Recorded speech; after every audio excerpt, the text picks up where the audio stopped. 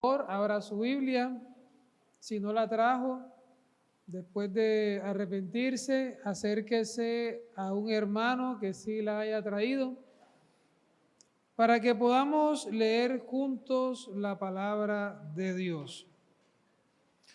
Vamos a comenzar nuestro estudio en el capítulo 12 del libro de Romanos. Romanos capítulo 12.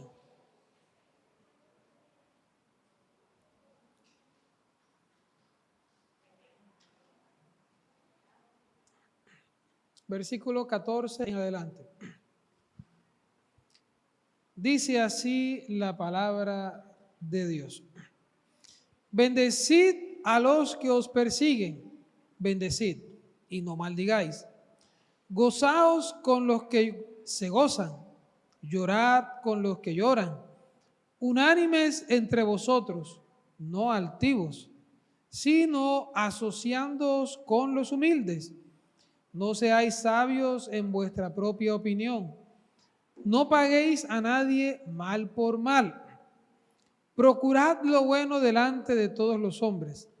Si es posible, en cuanto dependa de vosotros, estad en paz con todos los hombres.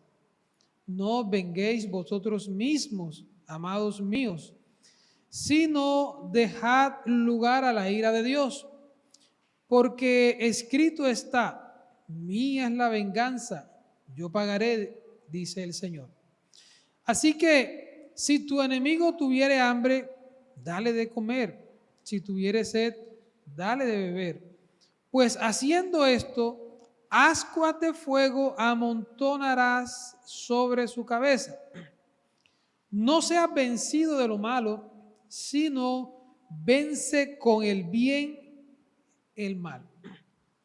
Pues la Biblia nos enseña en la carta a los romanos que esa lucha, esa contienda para vencer lo malo se vence haciendo lo bueno. Cuando nosotros hacemos el bien, cuando nosotros hacemos lo bueno, ese acto que nosotros hacemos produce una consecuencia en el mundo espiritual y es la de darnos la victoria en esa contienda invisible pero real que los cristianos vivimos a diario.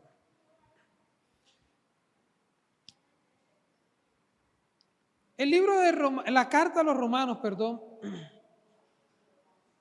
nos enseña que hay ciertas actitudes que van a constituirse en actos de bien que van a vencer todo lo malo que pueda ocurrirle a la persona que tiene la posición de defenderse en la guerra espiritual. ¿Y por qué defenderse? Porque en la guerra espiritual nosotros, los hijos de Dios, somos los atacados. Nosotros, los hijos de Dios, somos los perseguidos. Jesús, antes de irse, nos dijo claramente cuáles iban a ser nuestros padecimientos por el único hecho de haber creído en Él como Señor y Salvador. El apóstol Pablo enseña que en una situación en la que somos maldecidos, nuestro acto debe ser bendecir. En una situación en la que somos perseguidos por nuestra fe, nuestro acto debe ser bendecir. En una situación en la que hay gozo, nos gozamos, pero cuando es tiempo de llorar, también lloramos. Llorar no significa que estamos en derrota.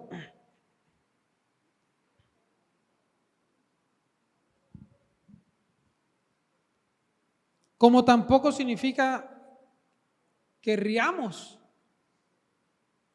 Pero como hijos de Dios tenemos que aprender a vivir la vida, a expresar nuestras emociones, porque fuimos hechos libres para vivir libres en esta vida. En toda la amplitud del concepto de libertad, con la única limitante que esa libertad no sea ocasión para la carne, para el pecado.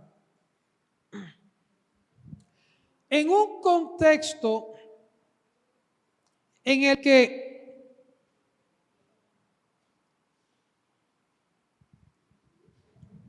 la persona podría actuar de forma altiva y orgullosa, basándose en sus propios criterios y conceptos o en su sabiduría propia, el apóstol dice que no seamos sabios en nuestra propia opinión.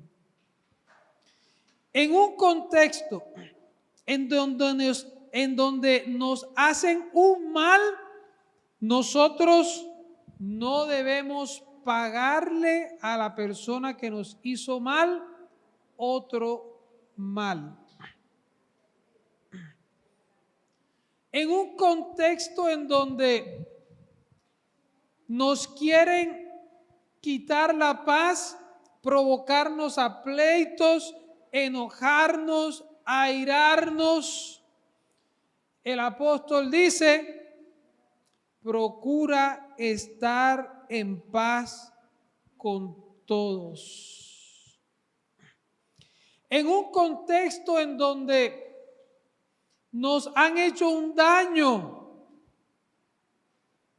y humanamente queremos tomar venganza, el apóstol nos dice: no tomes venganza. Y no solamente eso, sino que si esa misma persona que te hizo el daño, por el cual tú quieres tomar venganza, ahora se acerca a ti con hambre, el apóstol te dice: no tomes venganza, en vez de eso, dale de comer. Y si viene con sed, no tomes venganza, en vez de eso, dale de beber. Y aquí viene el resultado de esos hechos, de esos actos de bien a una persona que no se los merece, pero que nosotros los hijos de Dios lo hacemos porque sabemos que espiritualmente, de manera invisible, estamos peleando una batalla espiritual. Dice la Biblia: pues haciendo esto, ascuas de fuego amontonarás sobre su cabeza. Esa expresión, ascuas de fuego amontonarás sobre su cabeza, significa carbones ardientes amontonarás sobre su cabeza para venganza de Dios.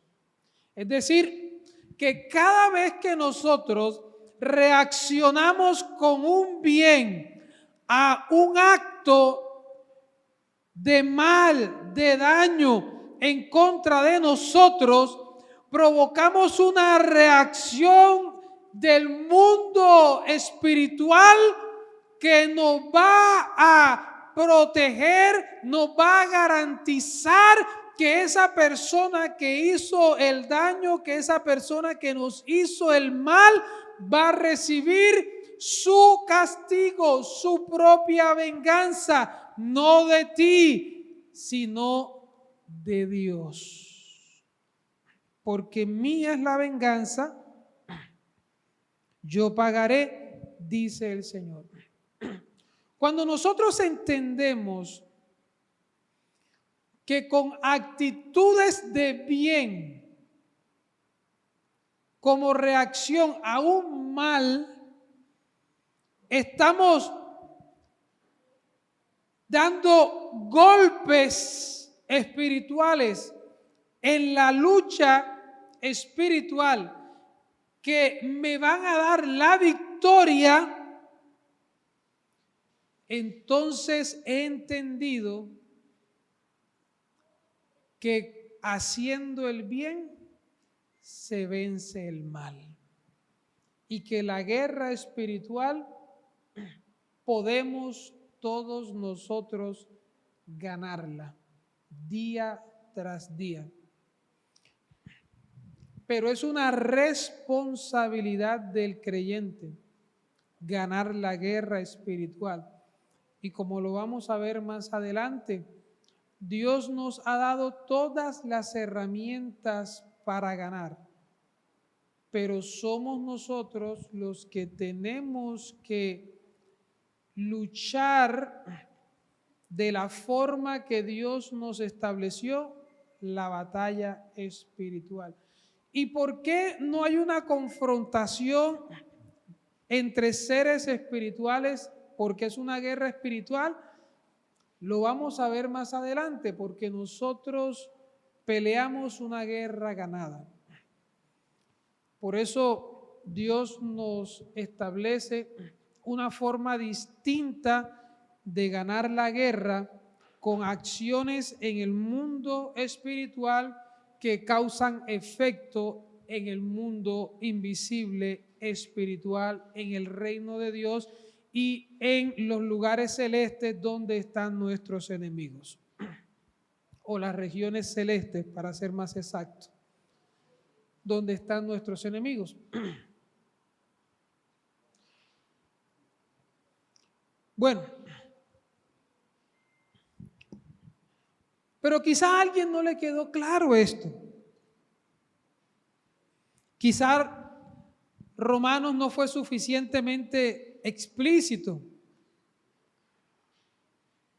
para entender que nosotros vencemos el mal haciéndole bien a las personas. La actitud del creyente, el estilo de vida, podríamos decir, la forma en que el creyente vive y enfrenta cada circunstancia del mundo es lo que lo hace un vencedor de la guerra espiritual.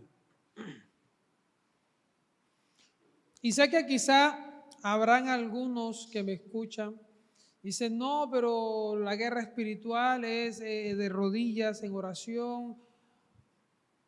Vamos a llegar a todos las aristas, los conceptos, las ramificaciones de esta doctrina, si el Señor lo permite, si por su gracia nos permite enseñarlo y a usted aprenderlo. Pero bueno, la palabra vencer que se menciona en el último versículo, el 21 del capítulo 12 de Romanos, significa alcanzar la victoria o subyugar.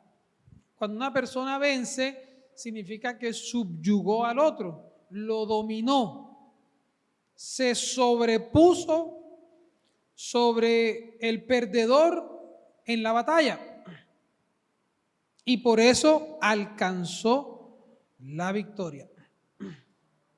Bueno,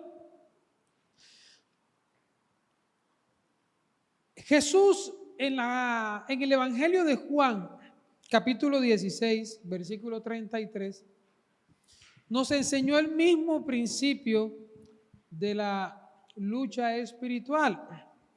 Y nos dijo, estas cosas os he hablado para que en mí tengáis paz. En el mundo tendréis aflicción, pero confiad, yo he vencido al mundo. Entonces Jesús les está diciendo a los discípulos, y tomen nota que esto sucedió antes de ir a la cruz. Jesús le está diciendo a sus discípulos, tengan confianza en mí. Así como ustedes me han visto padecer todo lo que juntos hemos padecido, en otra parte de la Biblia, Jesús le dice a sus discípulos, ustedes son los que han estado conmigo en todas mis aflicciones. Y ahora les está diciendo, repito, ustedes que han estado conmigo en todas mis aflicciones, que han visto cómo me persiguen, cómo me atacan, y han visto cómo yo he reaccionado, ahora les digo, confíen en lo que vieron que yo hice, porque de esa manera yo vencí al mundo.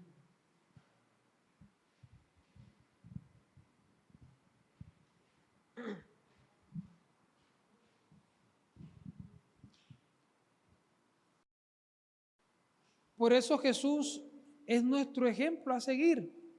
Si queremos tener una vida victoriosa en la guerra espiritual, tenemos que aprender del Maestro. Tenemos que aprender a reaccionar, a responder, a vivir de la forma como Jesús vivió. A ver la vida y cada situación cotidiana como Jesús la vio, para que nosotros también podamos tener la victoria en la guerra espiritual. Y alguien dirá, pastor, la guerra espiritual se gana para ser salvos. En el desarrollo de la enseñanza vamos a llegar a explicar todas esas cosas. Por ahora solo quiero que vayamos poco a poco aprendiendo de lo menos a lo más, de las vocales a las conjugaciones, a las oraciones y a lo complejo. Primera de Juan capítulo 5, versículo 4 al 5.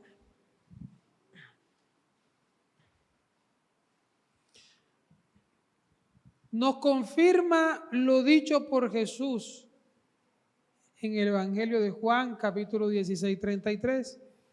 Dice así el apóstol, porque todo lo que es nacido de Dios vence al mundo. Y esta es la victoria que ha vencido al mundo, nuestra fe. El versículo 5 hace una reafirmación y dice, ¿quién es el que vence al mundo sino el que cree que Jesús es el Hijo de Dios? Entonces, el hecho de creer en Jesús, confesar que es el Hijo de Dios que vino a la tierra, murió, resucitó al tercer día para abrirnos el camino al Padre y poder ser salvos de la ira venidera y estar con Él para siempre en su reino. Por el solo hecho de creer en ese Jesús, la Escritura nos está diciendo que hemos vencido al mundo. Entonces viene la pregunta, pero bueno, ¿es la fe o es el comportamiento como Jesús vivió? Y para responder Vamos a 2 Corintios 5. Acompáñeme. 2 Corintios capítulo 5, verso 17. Dice así la Escritura. De modo que si alguno está en Cristo, nueva criatura es. Las cosas viejas pasaron y aquí todas son hechas nuevas. Entonces, cuando la persona cree en Jesús como el Hijo de Dios, ocurre en ella el nuevo nacimiento. Y esa persona empieza a vivir de una forma diferente, de una forma nueva. Empieza a ver la vida, a reaccionar, a interactuar con el mundo que lo rodea de una manera distinta. Y son esas reacciones, esa forma de vivir nueva, la que al mundo, como Jesús lo dijo.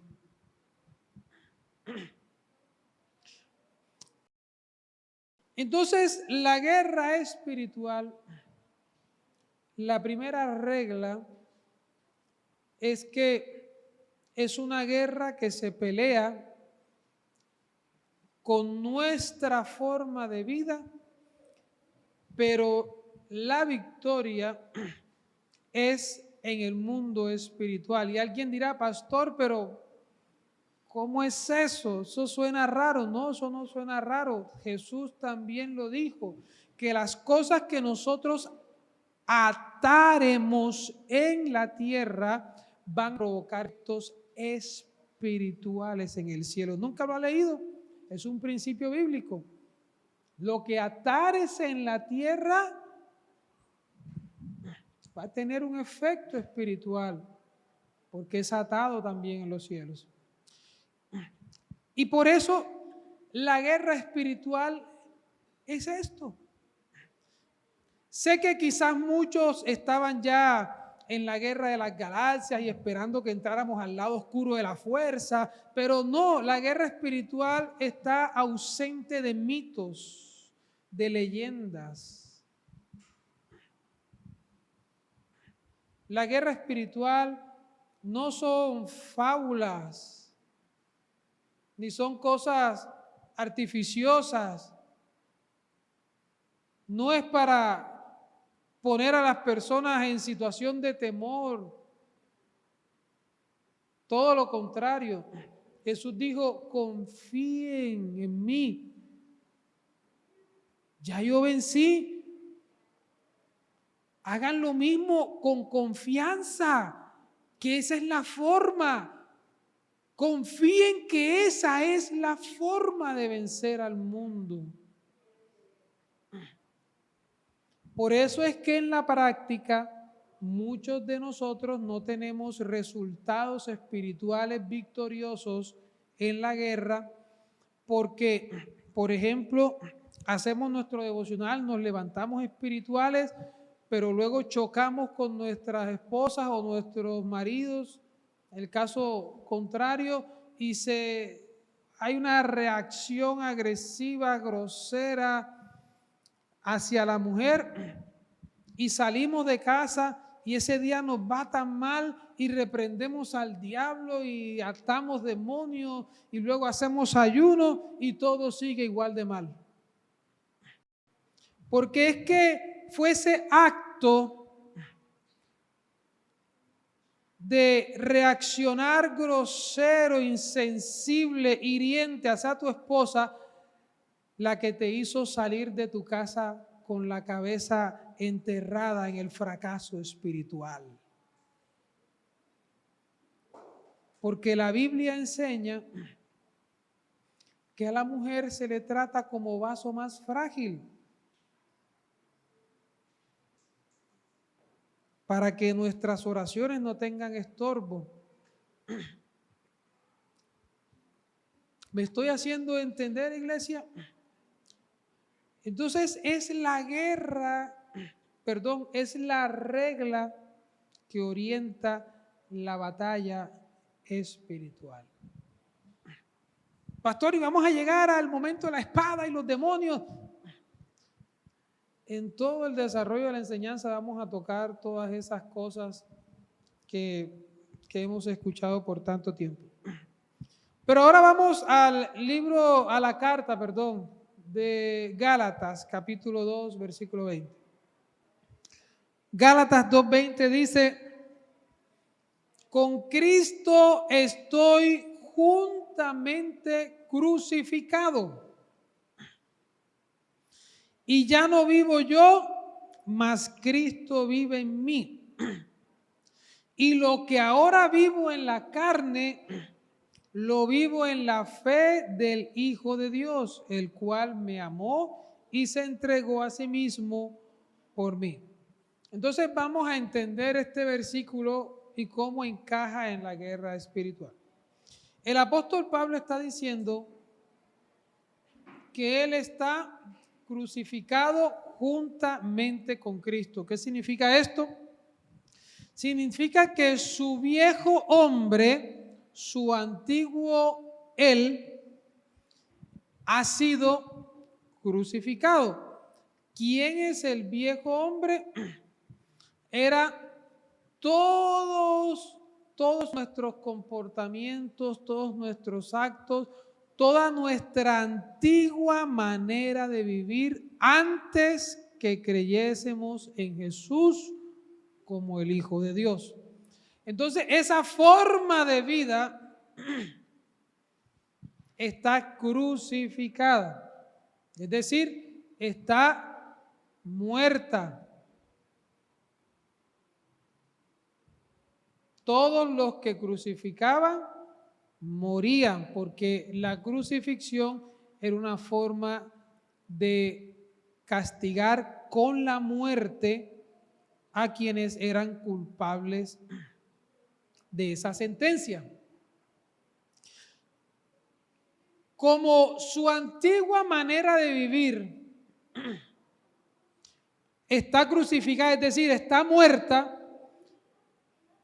entonces ahora vive Cristo en él, en el apóstol Pablo. Es decir, ahora el apóstol tiene a Cristo viviendo en él. Pero tiene a Cristo viviendo en él, pero él viviendo la misma vida. ¿Me explico? El apóstol creyó en Jesús.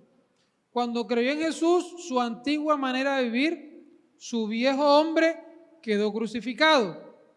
Ahora él tiene una nueva manera de vivir porque Cristo está en él, vive en él, así como viven todos nosotros. Pero así como el apóstol, nosotros también seguimos viviendo la misma vida antes de conocer a Cristo. El único o lo único diferente de nuestra vida igual es nuestra forma de vivirla. Pero seguimos vistiendo la misma ropa, durmiendo en la misma cama, teniendo los mismos padres, los mismos hermanos, viviendo en la misma casa, trabajando en el mismo lugar. Todo es igual, excepto mi forma de vivir.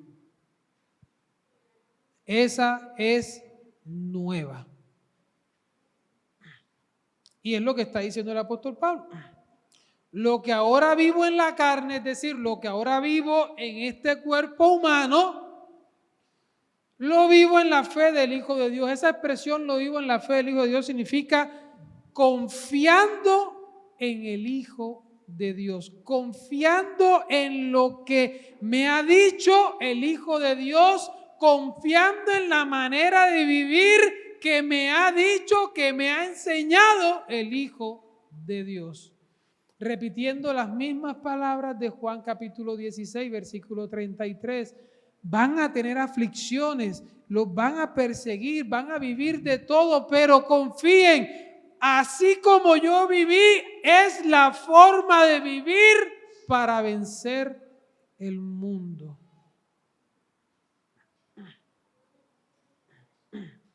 Y es lo que el apóstol está repitiendo. Yo vivo esta nueva manera de vivir confiando en el Hijo de Dios. Y luego explica la razón de su confianza. Digo, pues ¿cómo no voy a confiar en Él si Él me amó y se entregó a sí mismo por mí? Jesús merece, en palabras del apóstol Pablo, Jesús merece toda mi confianza por haber hecho lo que hizo por mí. ¿Tú no confiarías en alguien que dio la vida por ti?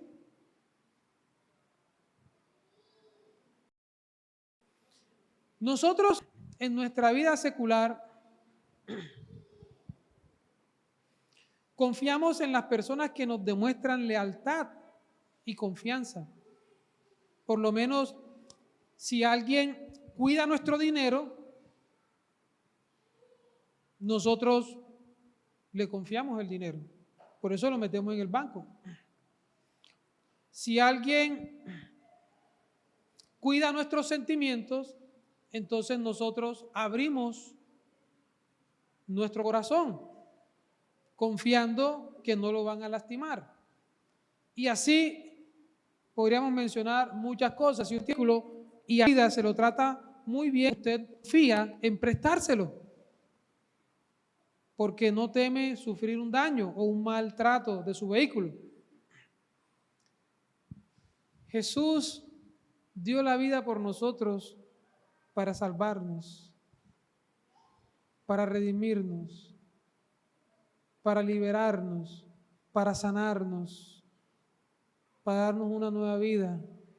Hizo un universo entero para que vivamos cuando llegue el momento.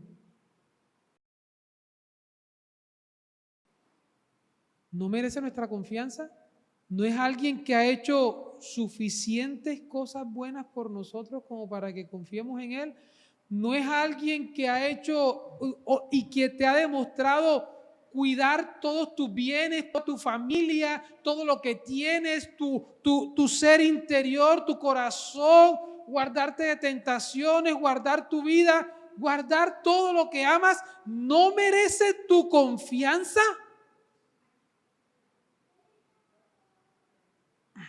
¿O tiene que hacer algo más Jesús para merecer tu confianza? El apóstol dice, con lo que ha hecho es suficiente y por eso vivo mi nueva vida de la forma que vivo, porque confío en Jesús, y confío en Jesús porque si Él hizo lo que hizo por mí, Él merece mi confianza. Cierro mis ojos y vivo como Él me dice que viva, porque confío en Él. Y esa es la regla básica de la guerra espiritual.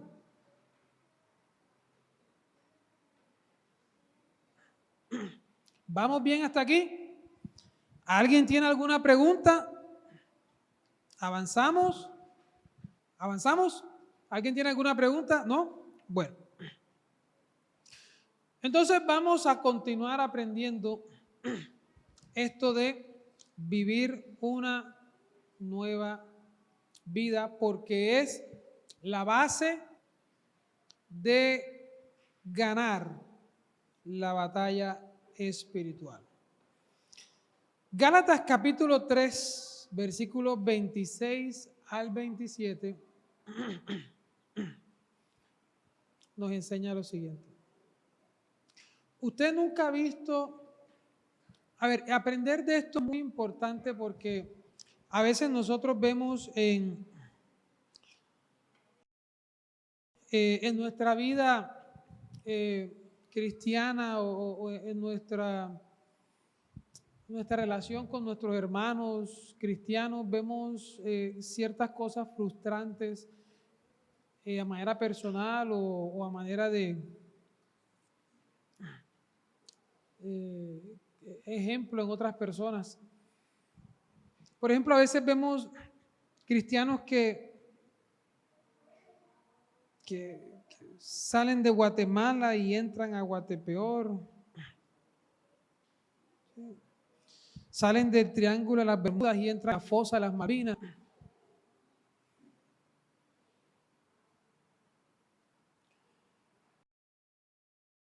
Y son personas de acción, son personas que se les ve como ese ímpetu de servicio, ímpetu religioso, y uno se pregunta, pero,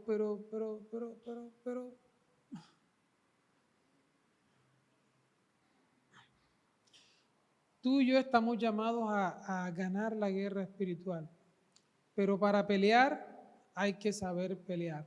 Dile al que está a tu lado, para pelear hay que saber pelear para saber ganar. Díselo al otro que está del otro lado. Para pelear hay que saber pelear para saber ganar.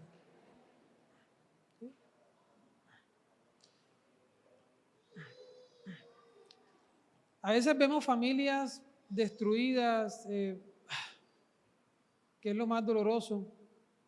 Y uno dice, pero ajá, si es un padre dedicado, es una madre fiel, nunca han estado en escándalo, ¿qué pasa? ¿Qué pasa? ¿Sí? Conductas, reacciones, formas de vivir la vida distintas a lo que dice la Escritura. Y esos actos, esas reacciones físicas de nuestra vida frente al mundo causan un resultado espiritual. Nunca se le olvide eso. Lo que se ata en la tierra se ata en los cielos. Esos actos, esa forma de vivir la vida que usted lleva va a provocar una reacción espiritual a su favor si tiene un buen vivir, o adversa, haciéndolo fracasar en la batalla espiritual si usted no vive de acuerdo a como el Hijo de Dios le dice, mira, esta es la forma, confía que es así. Dile al que está a tu lado, atrévete a confiar en Jesús. Sí, atrévete. ¿Ok? Entonces vamos a Gálatas, carta a los Gálatas, capítulo 3, versículos 26 y 27. ¿Ya lo tienen? Dice la Escritura de la siguiente forma: pues todos de Dios por la fe en Cristo Jesús. Porque todos los que habéis sido bautizados en Cristo, de Cristo estáis revestidos. Entonces, los que hemos creído en Jesús como el Hijo de Dios, estamos revestidos de Jesús. Y necesitamos entender qué significa estar revestido de Jesús para poder comprender todo lo que nos falta aprender de la guerra espiritual. El apóstol Pablo está enseñando que por haber creído en Jesús, todos hemos sido bautizados por Cristo. Pregunta, ¿usted alguna vez ha visto un creyente no bautizado?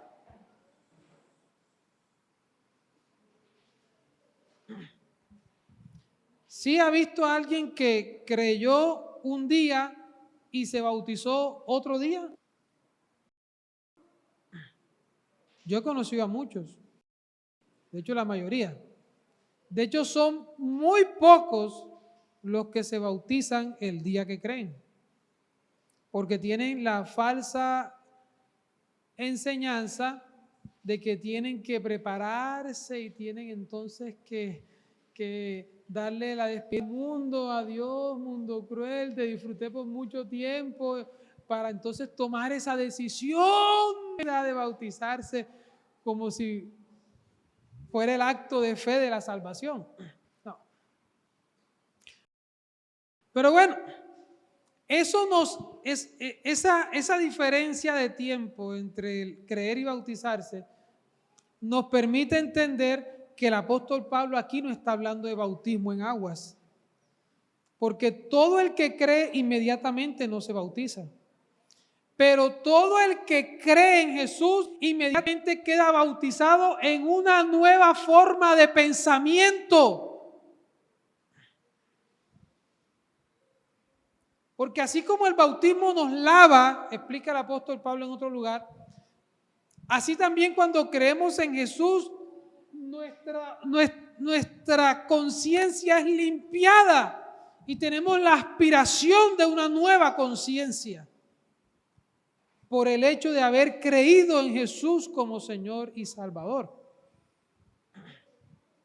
En otra parte dice que tenemos la mente de Cristo. Entonces, cuando creemos en Jesús, inmediatamente nos sumergimos en una nueva forma de pensamiento y por esa razón nuestras decisiones, nuestras reacciones, nuestra lógica de la vida puede ser vivir como vivió Jesús, porque ahora pensamos distinto. Porque somos distintos, somos nuevas criaturas. Entonces el bautismo al que se está refiriendo el apóstol Pablo es ese sumergirse en Jesús, en el nuevo pensamiento que ahora tenemos por haber creído en Jesús como Señor y Salvador.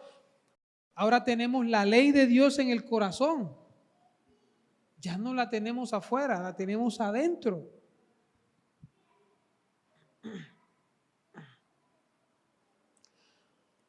Por eso el apóstol dice, de Cristo estáis revestidos. La palabra revestidos significa hundirse en un vestido. ¿Por qué? Cuando las personas se bautizan, se sumerge a la persona, se deja de ver la persona y luego la persona simbólicamente un hombre nuevo. El hombre viejo se hunde en el mar quedan los pecados y se levanta un hombre nuevo, simbólicamente. Cuando las personas se iban a colocar la ropa de la antigüedad, que eran túnicas, la túnica se colocaba de arriba abajo. Y llega un momento en el que la persona desaparece en la túnica, hasta cuando sale la cabeza. ¿Sí? Simbólicamente como el bautismo. Así como en el bautismo la persona es sumergida en el agua, en la ropa de la antigüedad las personas eran sumergidas en la túnica cuando se la estaban colocando. Simbólicamente, para hacernos entender que vestirse de Cristo es sumergirse en Cristo, sumergirse en un nuevo pensamiento, en una nueva vida. ¿Vamos entendiendo? ¿Vamos entendiendo? ¿Listo? Entonces, ¿alguna pregunta hasta aquí? Vamos muy rápido, nos detenemos, explicamos algo. ¿Hay alguien que tiene alguna duda hasta aquí? Si quiere puede pedirle a un ujier con mucha confianza, tranquilidad, y el ujier me transmite la duda y la resolvemos. Ok, entonces si no hay dudas, sigamos adelante. Entonces ya entendimos lo que es estar revestido de Cristo, ¿sí? Obviamente esto nos hace entender que la guerra espiritual es únicamente para cristianos, pues nadie más está revestido de Cristo, ¿sí? Acompáñenme a la carta a los Colosenses, capítulo 3, versículos 5 en adelante. Carta a los Colosenses, capítulo 3, versículo de 5 en adelante. Dice así la palabra de Dios. Haced morir, pues, lo terrenal en vosotros: fornicación, impurezas, pasiones desordenadas, malos deseos y avaricia, que es idolatría, cosas por las cuales la ira de Dios viene sobre los hijos de desobediencia, en las cuales vosotros también anduvisteis en otro tiempo cuando vivíais en ellas. Pero ahora dejad también vosotros todas estas cosas: ira, enojo, malicia, blasfemia, palabras deshonestas de vuestra boca. No mintáis los unos a los otros, habiendo despojado del viejo hombre con sus hechos y revestido del nuevo, el cual, conforme a la imagen del que lo creó, se va renovando hasta el conocimiento pleno. Ok, entonces aquí hay muchas cosas que enseñar y vamos con calma. Primero, tenemos que entender qué es hacer morir lo terrenal en nosotros. Porque si nosotros lo entendemos literal, entonces si yo tengo que hacer morir algo es porque está vivo. ¿Sí? ¿Y cómo puede estar vivo en mí lo terrenal si yo soy una nueva criatura? ¿Cómo es que yo puedo ser el mismo y a la vez alguien diferente? Hay mucha gente que piensa que en Dios también se puede ser bipolar. No. ¿Sí? Tú o eres nueva criatura o eres un viejo hombre. O vives como antes o vives como una nueva criatura, como un hijo de Dios. Pero no se puede hoy vivir de una manera y mañana de otra. El apóstol Santiago nos enseña que de una misma fuente no puede brotar agua dulce y agua amarga. O es agua dulce o es agua amarga. Apocalipsis nos dice que o eres caliente o eres frío. No hay puntos intermedios. No hay puntos donde confluyen ambas cosas en Dios. O eres uno o eres otro. O eres luz o eres tinieblas. Pero no hay ninguna comunión entre la luz y las tinieblas.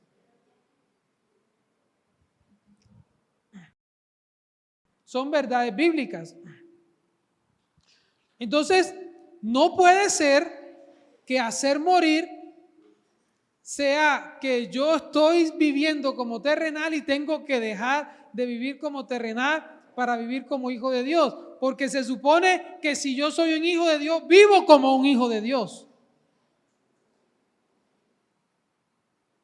Dicho sea de paso, es uno de los frutos de mi salvación, de mi fe. Vivir como hijo de Dios. Así que vamos a explicar esto. Sigue diciendo la carta a los Colosenses: lo terrenal en vosotros. ¿Qué es lo terrenal? Fornicación, impureza, pasiones desordenadas. Hay quienes fornicaban, hay quienes eran impuros, hay quienes eran pasiones desordenadas, esa orgía y cosas esas repugnantes. Malos deseos, hay quienes eran avaros. Y sí, cada uno de nosotros tenía un par de pecados allí que nos definían y nos identificaban. Idolatría, cosas por las cuales la ira de Dios viene sobre los hijos de desobediencia. Es decir, las personas que viven de esta manera son personas que van a sufrir la ira de Dios porque son hijos de desobediencia y están en desobediencia porque no han creído que Jesús es el Hijo de Dios. Porque la fe es un mandato. Dios dio la orden, el mandato de que todo el mundo creyera. ¿Sí? Entonces, por eso quien vive de esa manera vive en desobediencia a Dios. Pero ojo, lea conmigo: en las cuales vosotros también anduvisteis en otro tiempo cuando vivíais en ellas. Entonces, la misma carta a los Colosenses nos está diciendo que hacer morir no es que estamos viviendo aún en eso, porque a todas esas cosas ya nosotros morimos. Nosotros vivíamos haciendo eso, ya no. Esa era nuestra antigua manera de vivir. Entonces, ¿qué significa hacer morir? ¿Sí? Bueno, la Biblia nos lo enseña. La expresión hacer morir, pues, lo terrenal en nosotros, en vosotros, perdón, esa expresión, lo terrenal en vosotros, significa las acechanzas dentro de nosotros. Entonces, la carta a los Colosenses nos está diciendo, oigan, hagan morir las acechanzas que ustedes tienen dentro de fornicación, de impureza, de pasiones, de malos deseos, de idolatría, de todas esas cosas, y abajo le sigue la lista: ira, blasfemias, palabras descompuestas, deshonestas, bueno, la mentira, todo eso. Entonces, hagan morir lo que acecha dentro de ustedes de fornicación, de inmundicia, de mentira, de todo eso. Quiere decir que dentro de nosotros, esas cosas que antes hacíamos en nuestra antigua vida, hoy que ya no las hacemos, que ya no vivimos de esa manera, nos están acechando, nos están buscando, nos están cazando. Pastor, ¿cómo así?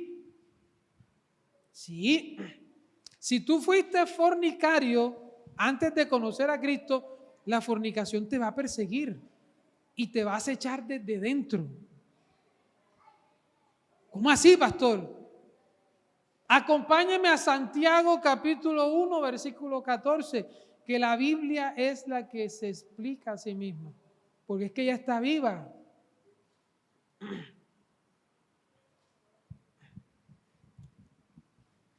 Dice la Biblia, sino que cada uno es tentado cuando de su, ¿lo tiene ahí? ¿Su qué? Propia concupiscencia es que atraído y seducido. Entonces, tu antigua manera de vivir, tu viejo hombre, al que ahora ya está muerto porque ya no vives de esa manera, desde adentro te va a atraer y te va a seducir para que vuelvas a hacer lo que antes hacías.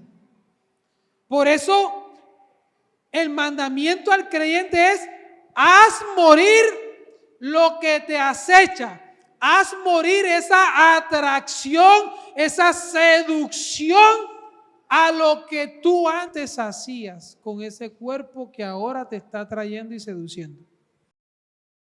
Eso es lo que tienes que hacer morir, porque ya tu vida es nueva, si es que es nueva.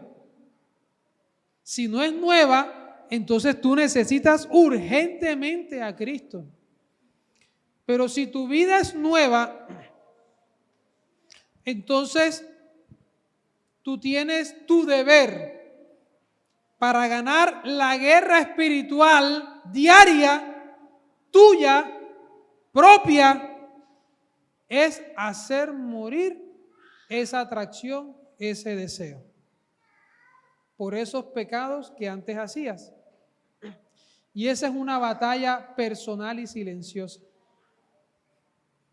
De pronto vemos a una persona trabajando en un computador y no sabemos qué batalla violenta y agresiva está viviendo en sus pensamientos o en sus emociones o en su sistema nervioso.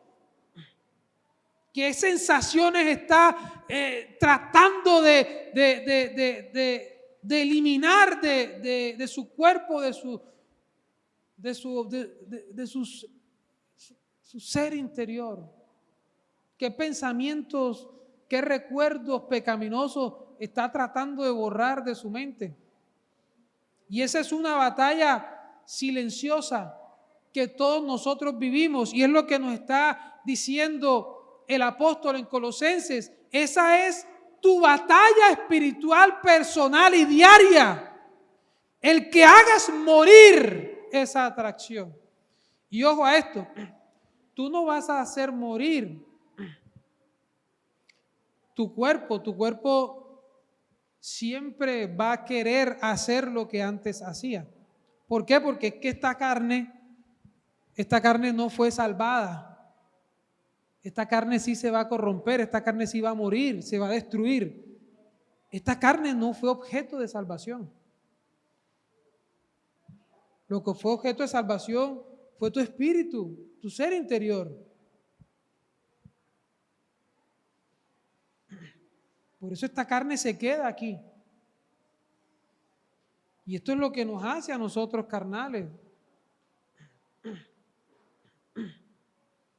Así que tu carne va a perseguirte toda tu vida con los pecados que antes hiciste. Y es tu deber hacer morir, no la carne. Pecaba con la mano, me mocho la mano. Vas a seguir sintiendo el mismo pecado que te atrae, pero ahora mocho. Entonces esa no es la pelea. La pelea es que tú hagas morir la atracción. ¿Y cómo se mata un deseo?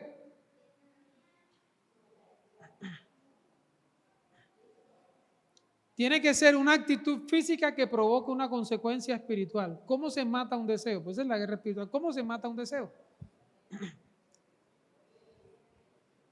Si usted tiene hambre, ¿cómo mata el sentir, la sensación de hambre? ¿Cómo la mata? ¿Ah? ¿Comiendo? No, buste. Comiendo se mata el ardor físico del hambre. Estoy diciendo la atracción, las ganas de comer. ¿Cómo se mata las ganas de comer? Si usted ahora mismo le provoca un brownie, pero el brownie que venden allá en Isabelita, y usted está aquí, ¿cómo mata ese deseo de comerse el brownie? No comiéndolo. Los deseos, si no se cumplen, se apagan.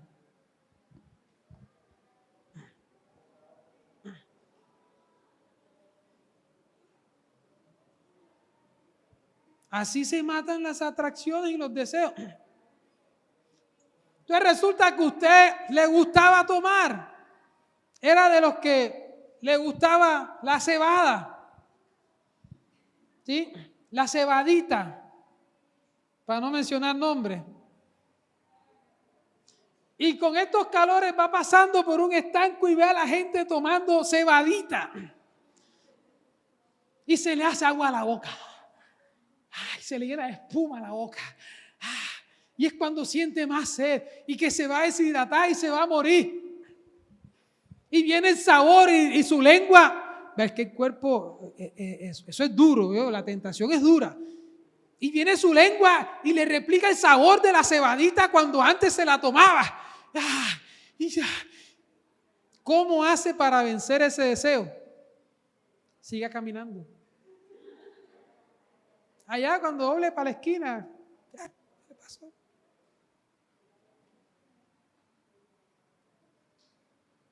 Y si de verdad se está deshidratando, tómese un buche de agua. Si está muy deshidratado, tómese un suero Pedialit. Y verá que no se va a morir. Pero usted hizo morir los deseos. Los deseos se hacen morir no satisfaciéndolos.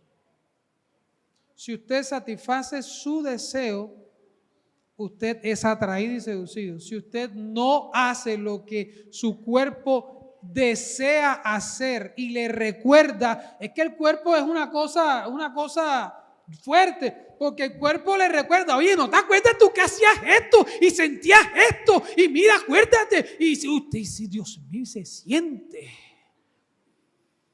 Ay, ¿qué sigue? ¿Y ahora qué hago? Nada, sigue caminando. Estás trabajando, sigue trabajando. Estás predicando, sigue predicando. Estás sentado en la silla viendo al pastor, sigue sentado en la silla viendo al pastor. quédate haciendo lo que estás haciendo y no hagas lo que tu cuerpo te atrae y te seduce a hacer, porque tu cuerpo te está cazando para hacerte caer en ese pecado que antes tú hacías. Porque tu cuerpo sigue vivo y quiere pecar, pero tú no. Y esa es la batalla que se registra en la Biblia, por allá en Romanos capítulo 7, si no estoy mal. Más adelante vamos a llegar a hablar de todo eso. ¿Sí? Por ahora lo importante es que entendamos lo que el apóstol le está enseñando a la iglesia de los colosenses. ¿Sí? Que hagamos morir lo terrenal en nosotros, es decir, hagamos morir lo que nos acecha desde adentro. Usted nunca los que eran violentos y le pegaban a la mujer y a todo, y llegan ahora y tienen la misma discusión y la mujer hace lo mismo por lo que antes la cogía como la timotrufia y usted por dentro ¿y qué hace? Nada. Quédese quieto en primera. Pastor, ¿y por cuánto tiempo? Relájese. Y si no se le pasan las ganas, haga lo que siempre hace. Si ya se va para el trabajo y le salieron con sus groserías en la de mañana temprano de despedida, usted despídase como siempre se despide, besito y se va. Por allá pasa el día, ay, esta se me olvidó. Esta mañana quería coger a mi esposa y ya se me olvidó. Porque no satisfizo el deseo que desde adentro lo estaba atrayendo y seduciendo. Yo les coloco ejemplos extremos para hacer más visible lo que queremos enseñar de parte de Dios. ¿Listo? ¿Hasta aquí vamos bien?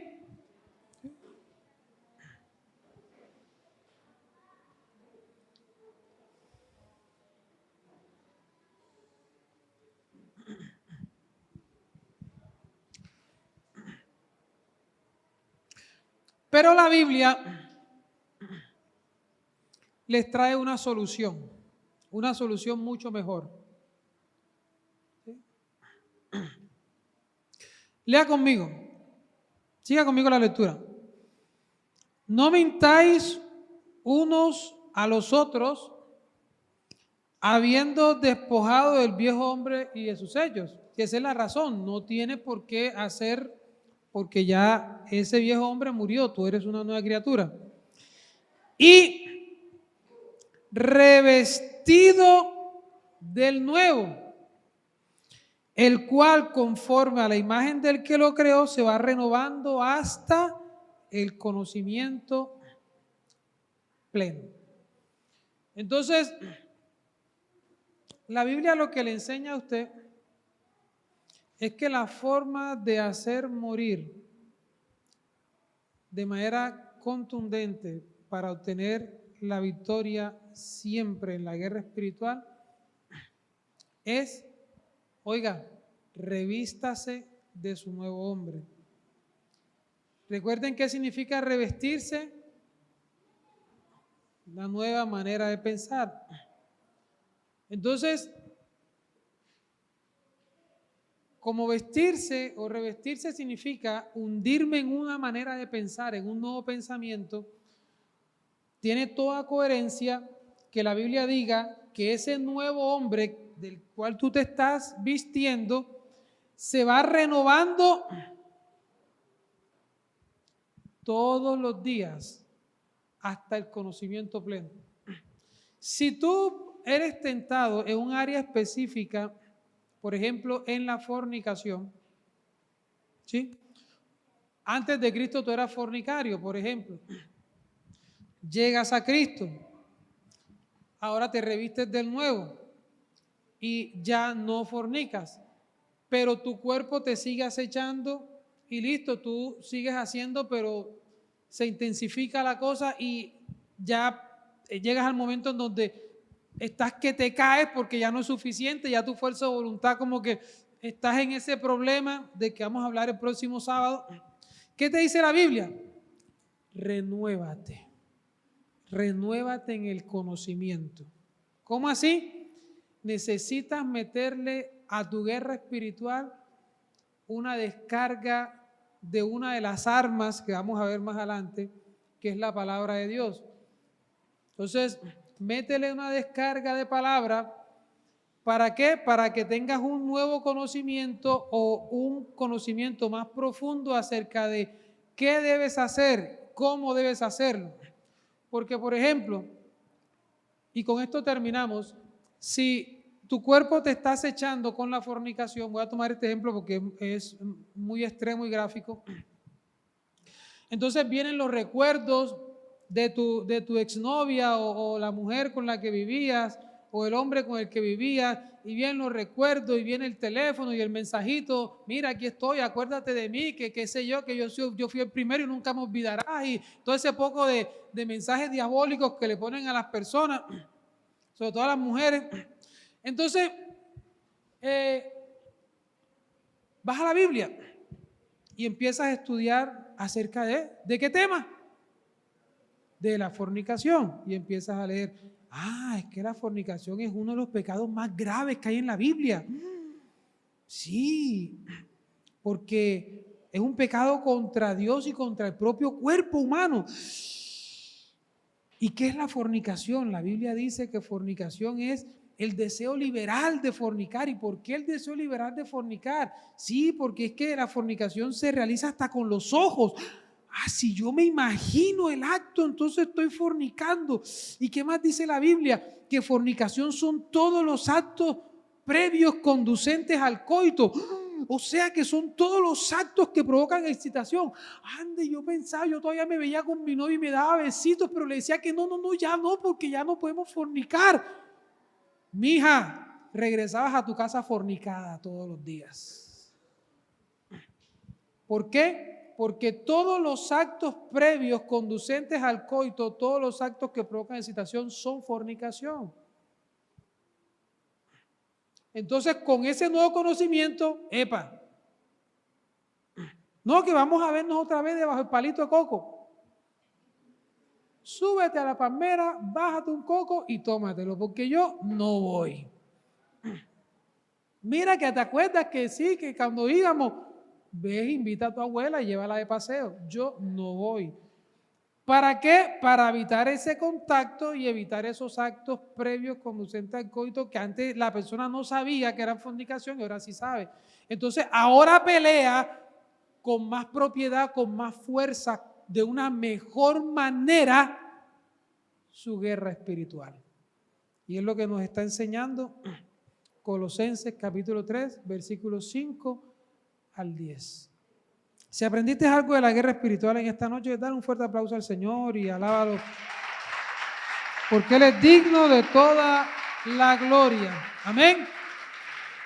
Dios les continúe bendiciendo a todos. No se pierda el siguiente capítulo.